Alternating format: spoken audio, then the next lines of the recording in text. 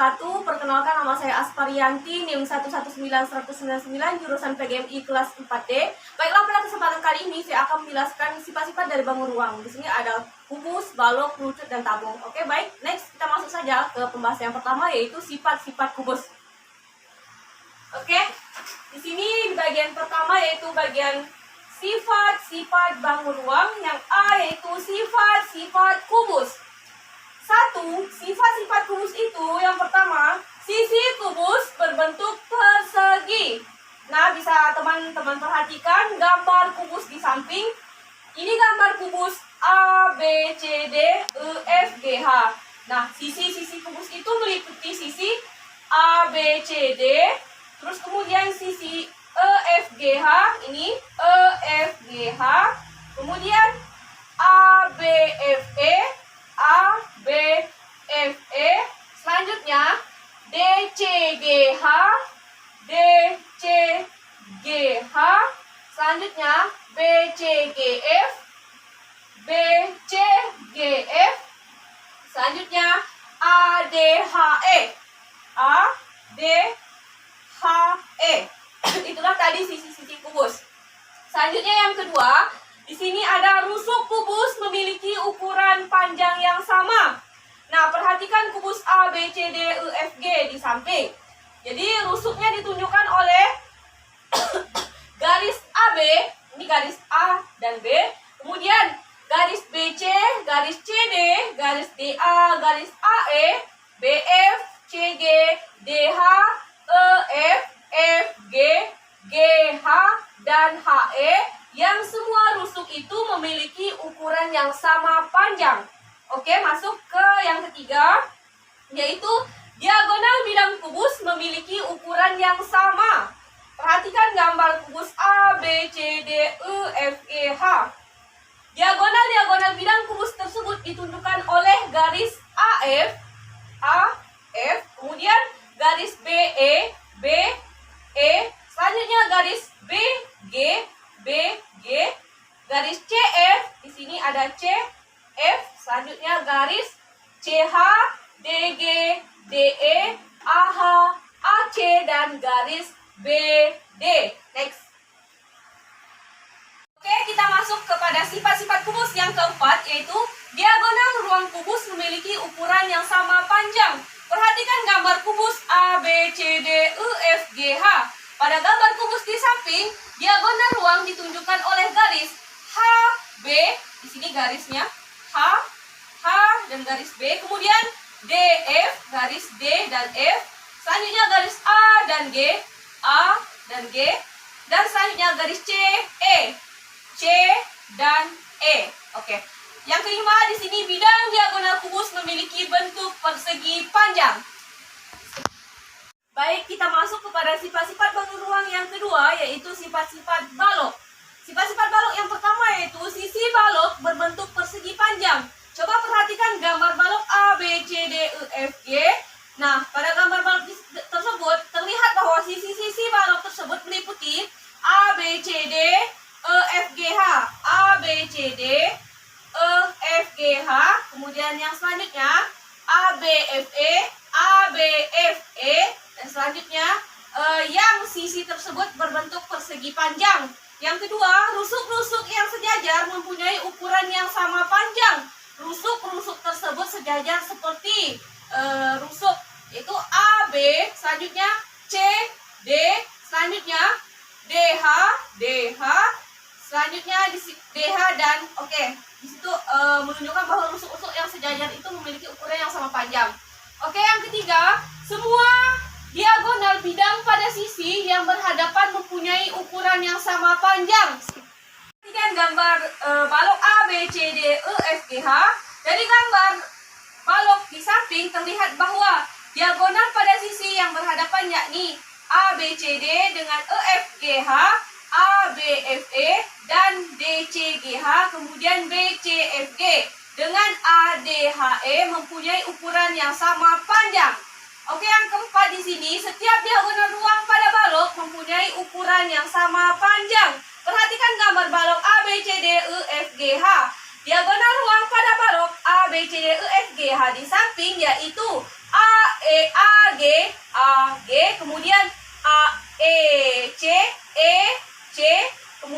DF, di sini DF bisa dilihat ya, dan kemudian HB.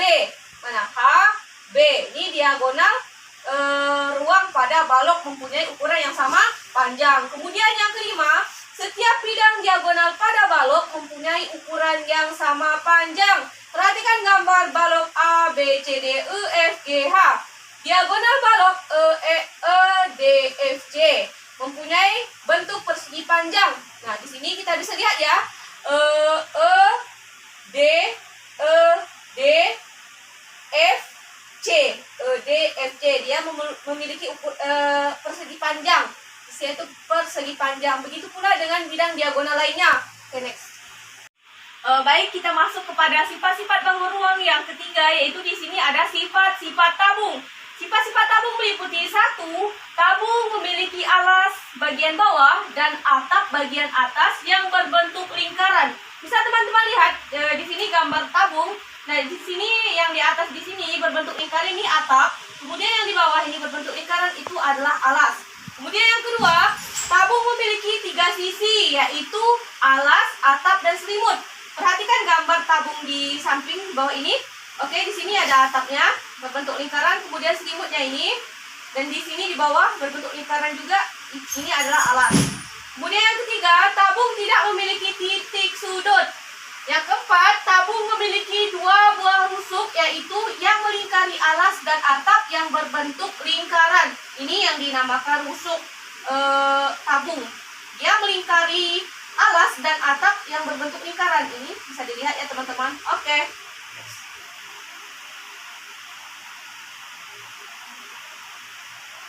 Oke, kita masuk kepada sifat-sifat bangun ruang yang keempat, yaitu ada di sini sifat-sifat kerucut. Sifat-sifat kerucut meliputi yang pertama, kerucut memiliki 1 sisi alas yang berbentuk lingkaran dan 1 sisi berbentuk bidang lengkung atau selimut kerucut. Teman-teman bisa lihat gambar kerucut di sini. Ini yang panah pertama menunjukkan selimut, yang kedua di sini adalah alas di bagian bawah dan berbentuk lingkaran ya. Kemudian yang kedua, kerucut memiliki 1 rusuk lengkung. Ini yang dinamakan rusuk dari kerucut. Nih. Kemudian yang ketiga, kerucut tidak memiliki titik sudut. Jadi sama seperti tabung, kerucut ini tidak memiliki titik sudut. Kemudian yang keempat, kerucut ini memiliki 1 titik puncak, tetapi kerucut memiliki 1 titik puncak, yaitu yang di atas paling puncak di sini. Oke. Baik, kita masuk kepada soal yang kedua, yaitu buatlah contoh soal dan jawaban mengenai luas permukaan masing-masing satu soal pada bangun ruang. Yang pertama di sini saya mengenai bangun ruang kubus. Soalnya yaitu sebuah kotak berbentuk kubus dengan panjang 130 cm. Hitunglah luas permukaan kubus tersebut. Diketahui panjang kubus tadi 130 cm. Ditanya luas permukaan kubus. Penyelesaian. Luas permukaan kubus sama dengan 6 dikali sisi dikali sisi. Kemudian sama dengan 6 dikali 130 dikali 130. Selanjutnya 6 dikali 16.900. 6 dikali 16.900 hasilnya 101.400 cm persegi.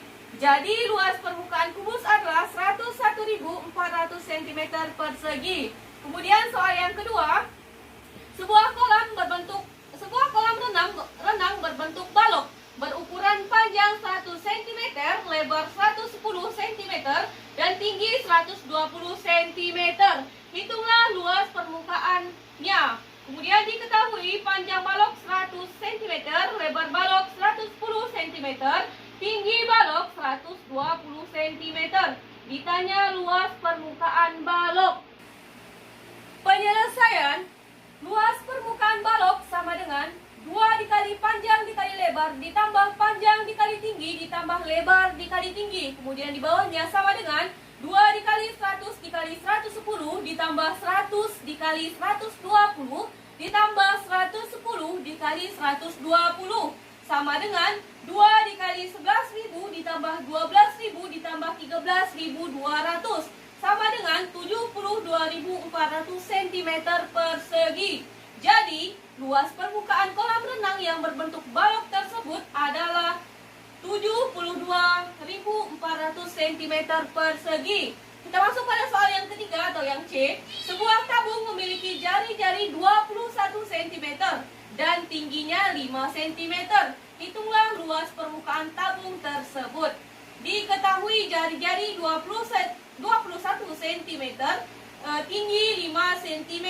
Ditanya luas permukaan tabung. Penyelesaian. Luas permukaan tabung rumusnya 2πr dikali R ditambah T. Ya. L sama dengan 2 dikali 22/7 dikali 21 dikali 21 ditambah 5.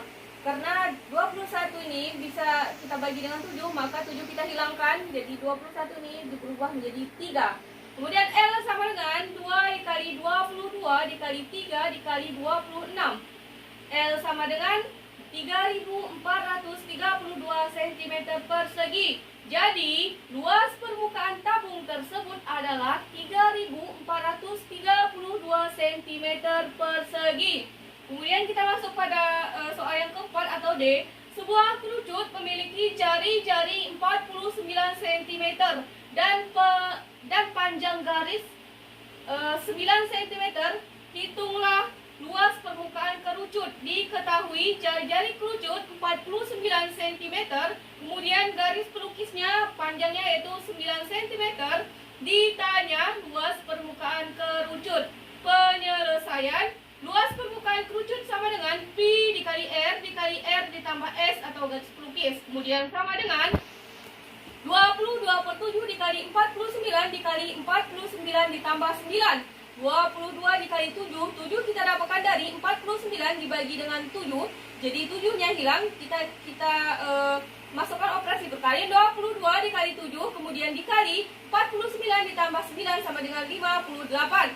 Sama dengan 22 dikali 7 dikali 58 sama dengan 8932 cm persegi. Jadi, luas permukaan kerucut adalah 8932 cm persegi.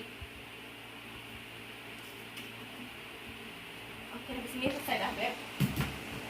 Nomor 2 tapi bisa nomor 2. Weh, kok tak bisa dihentikan?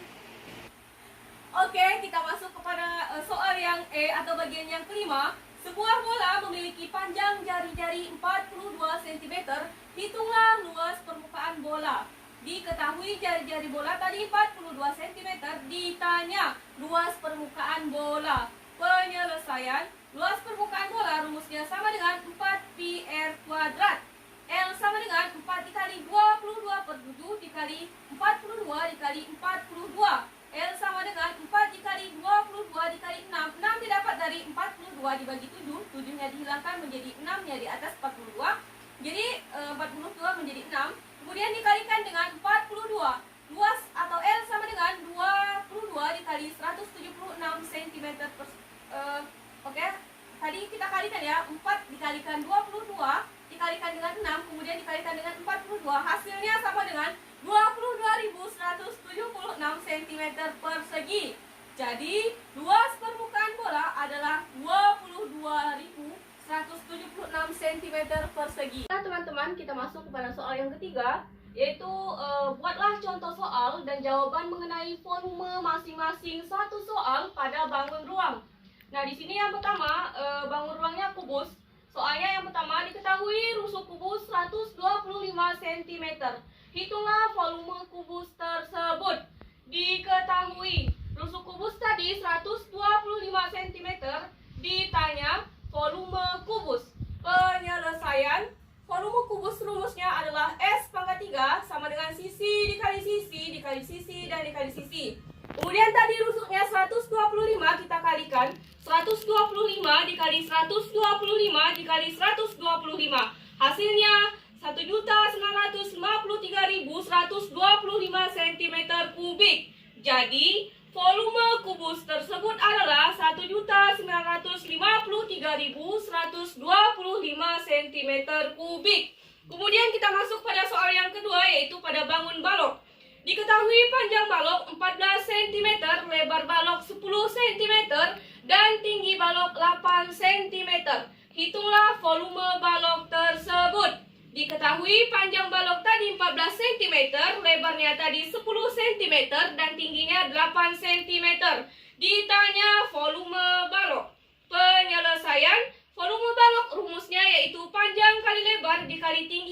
sama dengan 14 dikali 10 dikali 8. Hasilnya 1120 cm kubik. Oke, jadi volume balok tersebut adalah 1120 cm kubik. Oke, kita masuk kepada soal yang ketiga, yaitu pada bangun ruang tabung.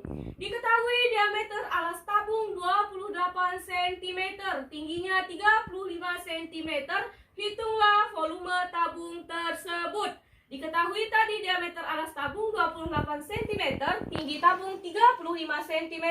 Ditanya volume tabung. Penyelesaian. Rumus volume tabung adalah V R kuadrat dikali tinggi. V-nya kita menggunakan 22/7, kemudian dikali R-nya ini setengah dari jari-jari. Karena yang di soal kita ketahui karena yang di soal kita ketahui diameter, maka setengah dari diameter itu adalah jari-jarinya. Kemudian dikalikan tinggi.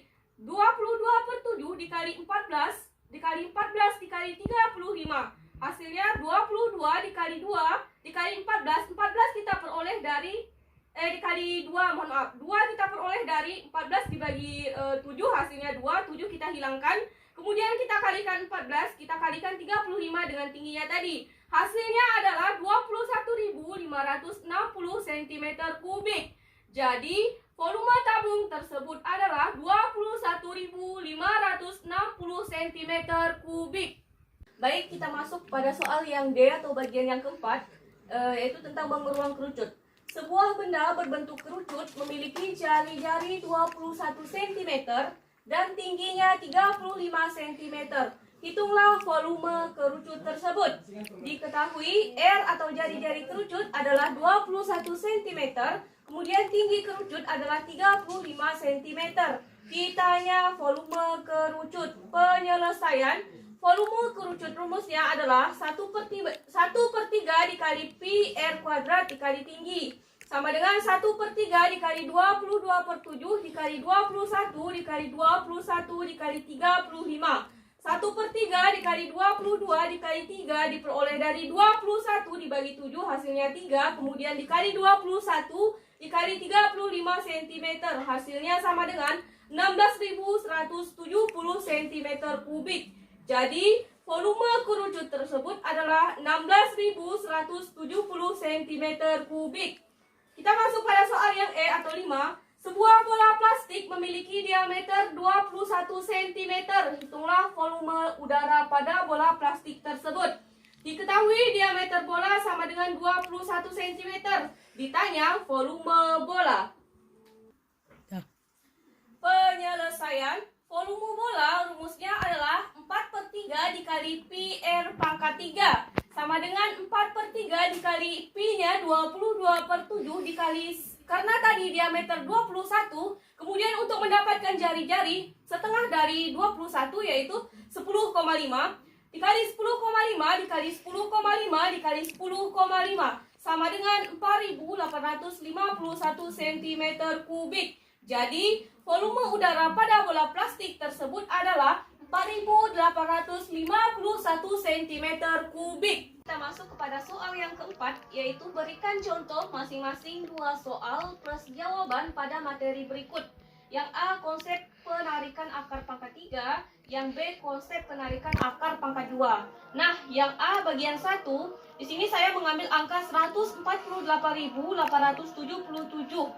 Akar pangkat 3-nya sama dengan, nah di sini langkah-langkah pengerjaan. A, berikan tanda titik dengan cara menghitung 3 angka di belakang pada bilangan akar pangkat 3 tersebut. Contohnya 148.877. Kemudian yang B, lihat angka yang berada di depan tanda titik. Kemudian angka tersebut cocokkan pada angka kolom pertama, yaitu angka 148. Jadi angka yang berada di depan tanda titik itu adalah 148. Kemudian yang C, konversikan angka tersebut pada kolom kedua sebagai hasil akhir untuk bilangan puluhannya, yaitu angka 5. Yang D, langkah selanjutnya lihat angka satuan dari bilangan akar pangkat 3 tersebut, yaitu angka 7. Angka 7 bisa dilihat. Kemudian yang E, konversikan angka tersebut pada kolom keempat sebagai hasil akhir untuk bilangan satuannya, yaitu angka 3. Nah, yang F, Gabungkan dua angka tersebut yang diperoleh dari langkah C dan E. Langkah C dan E digabungkan, kemudian hasil akhir dari bilangan akar pangkat 3 yang ditentukan yaitu 53. Dari penjelasan tersebut dapat diringkas sebagai berikut. Nah, pertama-tama kita buat 4 tabel ya, tabel seperti ini. Nah, tabel yang pertama di situ ada angka di depan tanda titik, tabel yang kedua yaitu hasil akhir angka puluhan, tabel yang ketiga ada angka satuan, tabel yang keempat hasil akhir angka satuan. Nah, angka di depan tanda titik tadi adalah 148, kita masukkan di tabel pertama. Kemudian angka hasil akhir angka puluhannya 5, kita masukkan di tabel yang kedua. Angka satuannya tadi 7, kita masukkan di tabel yang ketiga. Dan hasil akhir angka satuannya 3, kita masukkan di tabel yang keempat. Nah, jadi akar pangkat 3 dari 148.877 sama dengan 53. Next, kita masuk ke bagian A yang kedua, yaitu saya memilih angka 140.608. Akar pangkat 3 dari 140.608 sama dengan titik-titik. Langkah-langkahnya, yang A, berikan tanda titik dengan cara menghitung 3 angka di belakang pada bilangan akar pangkat 3 tersebut. Contoh 140.608. Yang B, lihat angka yang berada di depan tanda titik, kemudian cocokkan angka tersebut pada kolom pertama yaitu angka 140. Yang C, konversikan angka tersebut pada kolom kedua sebagai hasil akhir untuk bilangan puluhannya yaitu angka 5. D. Langkah selanjutnya, lihat angka satuan dari bilangan akar pangkat 3 tersebut, yaitu angka 8. Yang E, konversikan angka tersebut pada kolom keempat sebagai hasil akhir untuk bilangan satuannya, yaitu angka 2. Kemudian yang F, gabungkan dua angka tersebut yang diperoleh dari langkah C dan E. Langkah C dan E sebagai hasil akhir dari bilangan akar pangkat 3 yang ditentukan yaitu 52. Dari penjelasan tersebut dapat kita ringkas sebagai berikut. Kita buat tabel seperti ini, 4, 1, 2, 3, 4. Yang pertama yaitu angka di depan tanda titik, hasil akhir angka puluhannya, tabel yang ketiga angka satuan, tabel yang keempat hasil akhir angka satuan. Jadi angka yang berada di depan tanda titik 140 kita masukkan di kolom pertama, hasil akhir angka puluhannya 5 tadi kita masukkan kolom kedua, angka satuannya tadi 8 kita masukkan di kolom ketiga, dan hasil akhir dari angka satuannya adalah angka 2. Kita masukkan di kolom keempat atau terakhir. Jadi akar pangkat 3 dari 140.608 sama dengan 52. Oke, baik, kita masuk kepada bagian yang B. Di bagian pertama tadi mengenai konsep penarikan akar pangkat 2. Tentukan hasil dari akar pangkat 2 dari 961. Kita buat tabel seperti ini ya. Ada nomor, bilangan prima, bilangan cacah. Kemudian 961 kita masukkan di sini. Di kolom kedua, 961 dibagi 31 hasilnya 31. Lihat angka di sini di samping. Akar pangkat 2 dari 961 karena 31-nya ada 2, maka dia pangkat 2. Sama dengan akar dari 31 pangkat 2. Sama dengan di bawahnya, akar 31 pangkat 2 per 2. Sama dengan 31.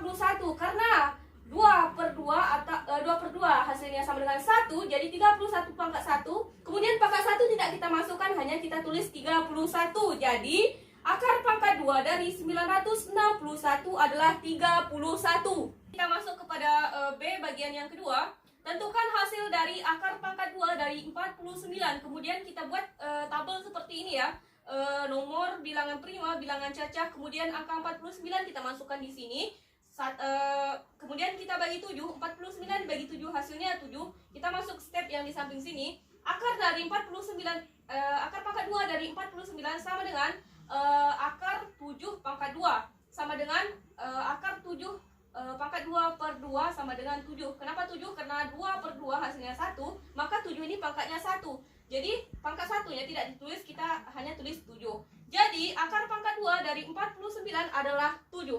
Demikianlah penjelasan dari saya mengenai pembahasan matematika pada kesempatan kali ini. Saya ucapkan terima kasih.